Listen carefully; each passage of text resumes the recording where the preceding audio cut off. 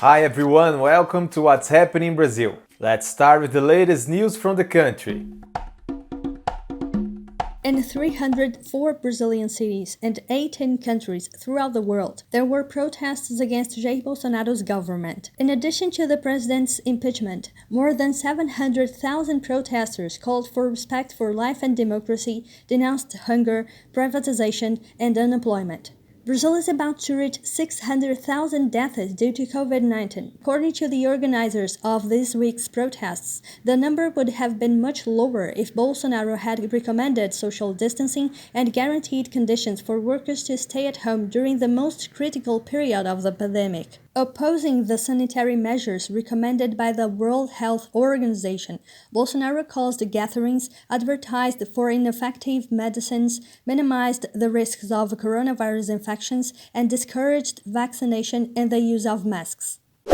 Through a parliamentary inquiry commission, the Brazilian Senate is investigating Bolsonaro's management of the COVID-19 pandemic. The inquiry has been going on for over 5 months, and parliamentarians have already said that the president should be indicted by Brazil's COVID inquiry. This week, the commission's rapporteur, Renan Calheiros, said that the central figures in the report will be Bolsonaro, the ministers, and members of the so-called parallel cabinet. He also said that senators will use the criminal types of ordinary crime, liability crime, crime against life, and crime against humanity. With the pandemic and the governmental omissions and blunders dealing with the sanitary crisis, the ghosts of hunger and employment returned. The news report you are going to watch is part of the special series Hunger in Brazil and tells the story of two families from Pará State, northern Brazil, who have been facing food insecurity on a daily basis.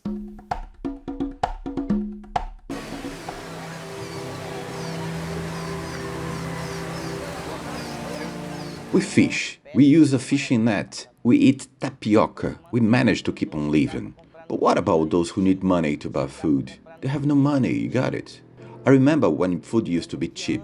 Well, we keep on, There are no beans or rice, which we are used to having. There's no flour, Months ago, what we were buying, we were paying 130. Now the flour bundle is costing 180. We need to have flour with açaí every day. Kilo for lunch and another kilo for dinner. Then you can imagine how much you're going to need by month, you see? Olha, açaí. Look, I really miss açaí even to drink it. I have to wait for some money to buy it. But look, at the end of the story, I don't get money. I don't get. I've always been struggling. I had a boat with which my niece and I worked in Belém. Then when I don't have money, I go to the supermarket, they sell me and I'll pay in installments. When I get some money, I go there and pay my debt. That's what helps me.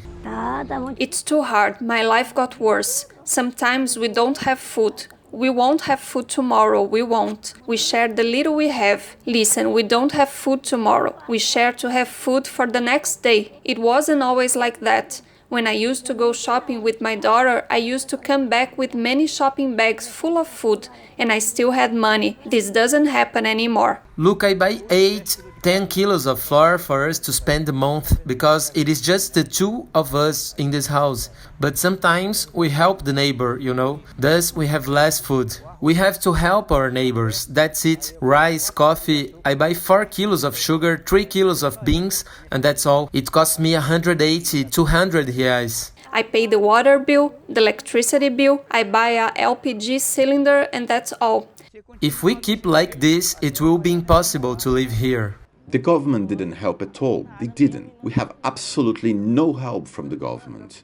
That's what I was supposed to receive. Everybody says that's my right. Because my wife passed away, I should receive government assistance to provide for my kids. I do whatever I can to support them.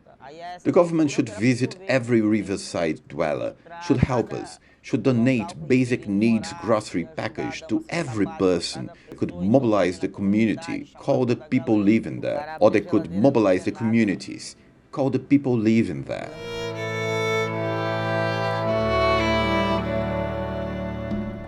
Comic stories have always been one of the simple and direct ways to communicate with audience of all ages. This was how the illustrator Luisa de Souza managed to put on a paper the life of a gay teenager who discovers the world amid the most conservative government in the history of Brazil. The year is 2007, and Alindu is a gay teenager living in a city in Rio Grande do Norte state. This is the plot of Alindu, comics created by Luisa de Souza, better known as Ilustra Lu.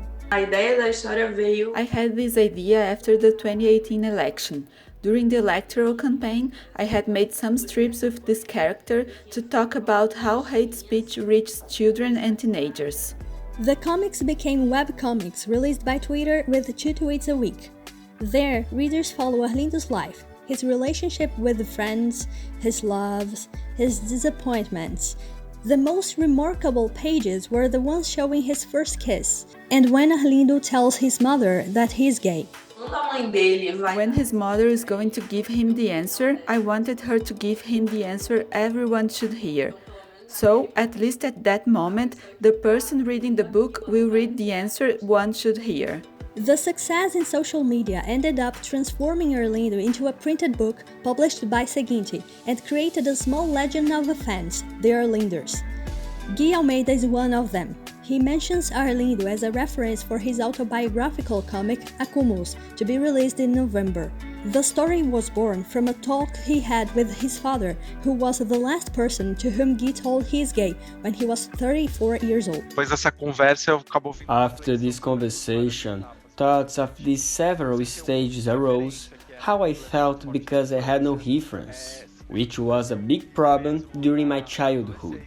I put a lot of pressure on myself when I was a teenager, and I tried several solutions to avoid being gay. I am a person who came out of the closet very late in life. The book covers mainly this period, when I'm discovering myself and when I'm starting to date men. Both Acumulus and Arlindo had crowdfunding campaigns that exceeded their targets. It proves that representation matters a lot. Now it's time for Brazilianese. Besides coming in handy as a kid snack, today's recipe hits close to my heart. My grandmother used to make this sweet toast with sugar and cinnamon, and she used to bake it in the middle of the afternoon. Long afterwards, I added fruit, and the toast almost became a fruit tart. And the best thing, they are fast to prepare, and you use the ingredients you have at hand. Here's how to make it. Preheat the oven or electric stove.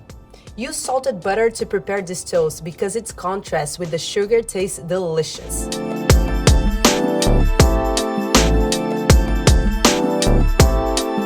For the fruitless toast, sprinkle sugar and cinnamon powder on them straight over the butter. Slice the banana and the apple. Arrange the fruit slices on the butter and then sprinkle them with sugar and cinnamon. Take the toast to the preheated oven on high power until they turn brown. This is another recipe to reuse bread. Back at home, it was always prepared during the afternoon using bread left over from breakfast. It's pure nostalgia for me, and I keep making it until today. The fruits used on the toast can be wilted fruit, or you can use an overripe banana. It was with a ripe pear I had this recipe idea many years ago. The fruit toast looked like a tart. If you want to add ice cream, this recipe will become a very nice dessert. You like the show? So hit the like button and share with your friends. Also, don't forget to subscribe to our channel to receive notifications. We'll see you next week.